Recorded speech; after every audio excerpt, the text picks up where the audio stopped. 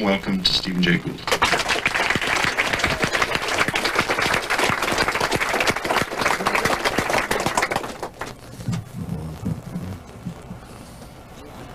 Human beings are storytelling animals, and we like our stories to go certain ways.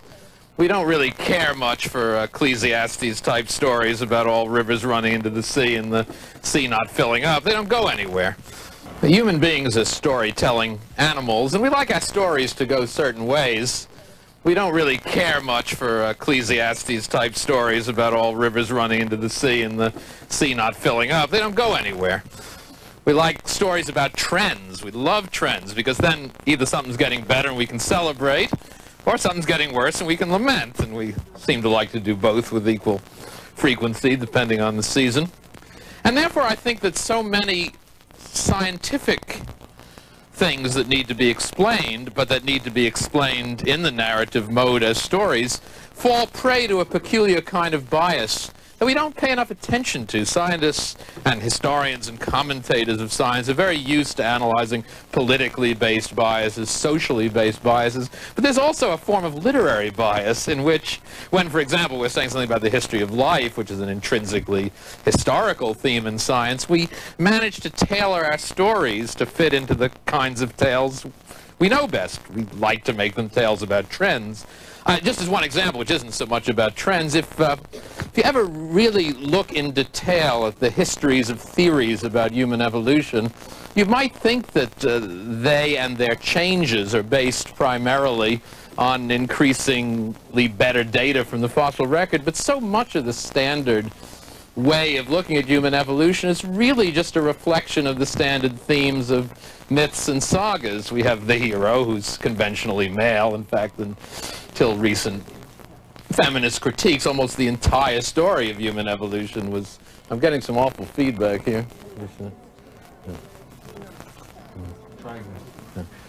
We're often just the stories of what men do. You never quite knew where the women were. They were presumably sitting around the hearth taking care of the kids, but you didn't get it in the narratives. But so much of the conventional narrative was the birth of the hero going out, and it was almost like Parsifal and the Red Knight all over again. And so I think that's a very important theme. And what I want to talk about today is the way in which we've had wrong views, in fact curiously inverted, not only just wrong, but precisely opposite to the way in which we could find better explanations, because of our desire to find trends, that because of our desire to tell stories as tales about trends, individual things moving somewhere, getting either better or worse, we read a whole set of important phenomena quite backwards. Why? Because we don't consider them the way we should, and the way we should is to consider them in terms of full systems. That's the full house of my title, the variation that exists in full systems, and the expansion or contraction of that variation. That may sound very abstract. The talk tonight will be entirely in terms of examples, I promise you, but let me work the abstraction just for another minute. See, what we do when I'll give you an example based on 400 hitting in baseball in a moment, but you know, 400 hitting is not a thing. It's part of a spectrum of variation, of batting averages. But when we want to tell stories about trends, what we do is we take a system which has a lot of variation in it, and then we abstract its essence as a single number. We'll look either at the average value, because the average is somehow closer to the essence of the system. Then we'll trace what happens to the average value through time. Or we might just be more interested in the extreme value. When we study the history of life, I'll show you the errors we make when we consider just the most complex thing at any one moment, because it happens to interest us, because we think we're the most complex things now, so I don't want to contradict. And then we study the history of life as the greater complexity of the most complex thing through time,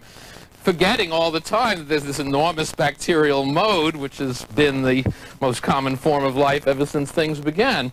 So what we do, in short, is to take either an average value or an extreme value that interests us, and then we trace the history of that single number through time as representative of the system. That's why I gave as a subtitle the spread of excellence from Plato to Darwin, because my argument is that when you try to abstract the full variation of a system as a single number, that you're really falling into the oldest Platonic fallacy of ignoring variation or considering variation just a set of accidents around an invariable and abstract essence, and our task is to abstract the essence, either as a mean or an extreme, and study its history through time, whereas if you ask what the deepest message of Darwin's revolution is, of course it's the discovery of evolution is obviously of great importance, but in a broader and more philosophical sense, as many commentators have been saying for a century, in a way the more important thing that Darwin did in terms of larger epistemological issues was to teach us that the